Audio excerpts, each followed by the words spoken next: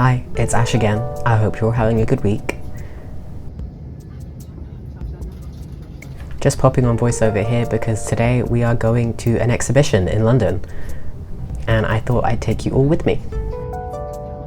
We literally went just for the afternoon, so we took the train into London, got the tube, and this was an exhibition at the South Bank Centre to see the work of Yoshitomo Nara.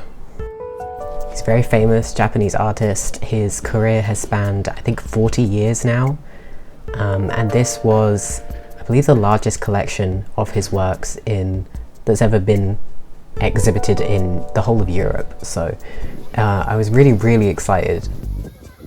And I've never actually been to this gallery before. I've been to a lot of the galleries in London, but not this one, so that was really nice to come for the first time. The exhibition itself was really big. It spanned over several floors in these really large gallery rooms. And at the very entrance, there's this like little house that they've put together with a lot of sketches and personal items. There were these cute Sylvanian families.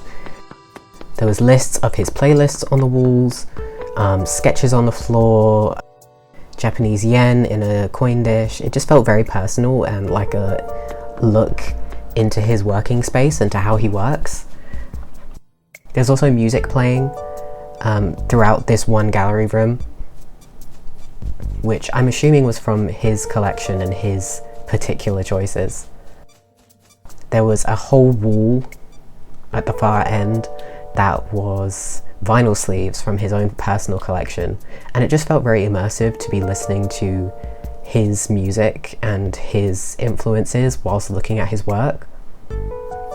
I think a lot of people associate Yoshitomo Nara with like that one particular girl's face that we see very often in his work, and with, it kind of feels almost noughties Y2K, the pieces of his work that are most popular. That's kind of what I think people associate with his style, but a lot of his work is very 60s and 70s inspired.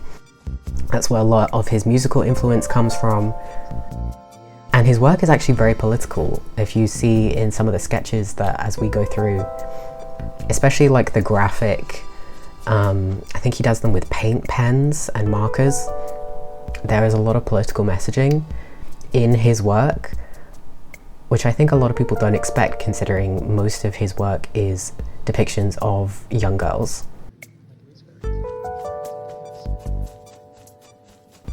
So having that music over the top, it was just like an extra layer of understanding. I really appreciated that. They had a lot of his smaller sketches framed, which I don't think people normally consider putting up like sketches and little doodles like that up in a gallery space because they're not really considered finished pieces.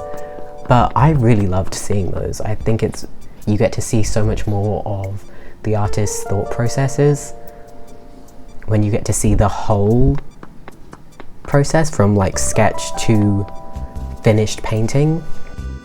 I don't really think the video footage that I took does a lot of these paintings justice, just the amount of texture and layer and depth to the color that there is. And a lot of them are huge. These are really large pieces. He very rarely worked small when it came to painting. I think when you see his work on a screen or through a screen, you can't really appreciate the depth. It feels very 2D and flat, I think. But even within just like the hair of a particular piece or just the face, it looks like one skin tone, but it's really layers of soft, smooth gradation building up that color. And it's just really kind of amazing, these like very soft painterly techniques combined with a very graphic kind of style. It's just so interesting. And then a lot of them there was paintings that had real plasters on the girls' faces or glitter in their eyes.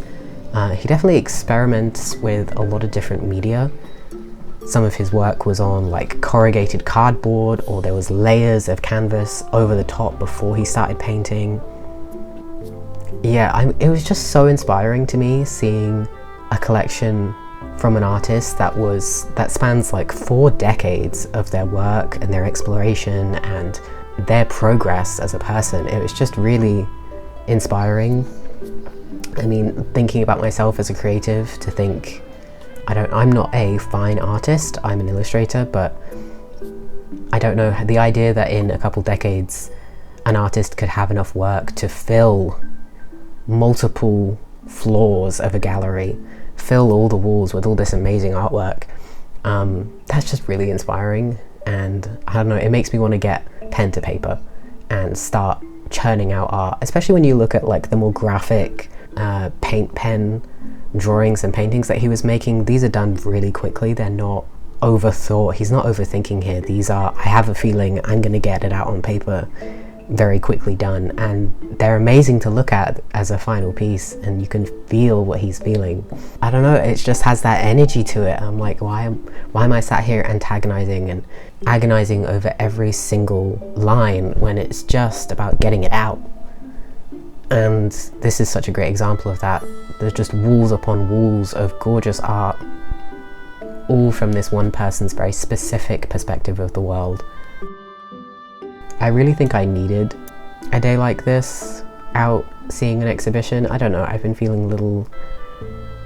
struggling the past few weeks mentally, and something about this really picked me up again.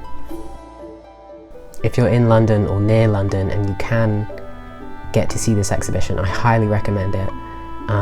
It really wasn't that expensive. For under 30s, they do a concession ticket and it was only £10. I think full price ticket even then was only 20, so it's well worth it. I have to say the gift shop was very pricey. I only got 2 postcards, and even then it was £2 a postcard, which feels, I don't know, when you know they're being like, I can excuse that kind of price when it's like a small batch, but you know they're producing them en masse, so it feels a little, I don't know.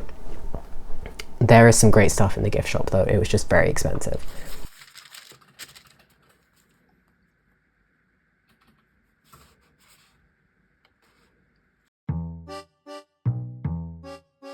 At the end of the week I had another market.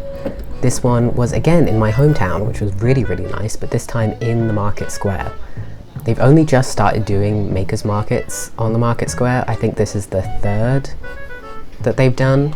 Unfortunately for us, it started tipping it down about halfway through the day, and basically anyone that was outside just ran into the shopping centre, and there was very little traffic for a lot of that time. They also had a DJ playing music, but it was like drum and bass, and he was playing so loud, like insanely loud.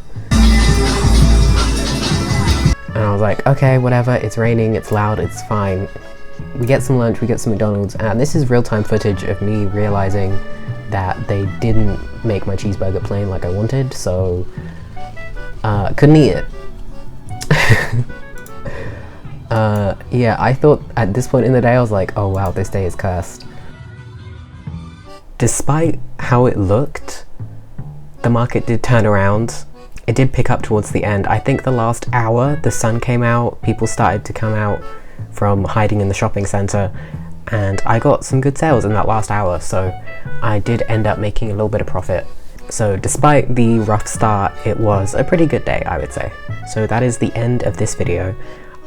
I want to upload more frequently, and that will mean shorter videos. I also just need to get in the habit of filming when I'm working on things, because I feel like I'm doing a lot and I'm working on a lot of art things, and then I come to edit and I'm like, I don't have any footage. I didn't film anything. So I really need to, I need to work on that. But hopefully you enjoyed coming along with me on the exhibition. It was really, really good. I'm really glad that I went. I think the next vlog is mainly going to be working on my art stuff, working on different projects, so keep your eyes peeled for that. Okay, I'll see you in the next one. Bye!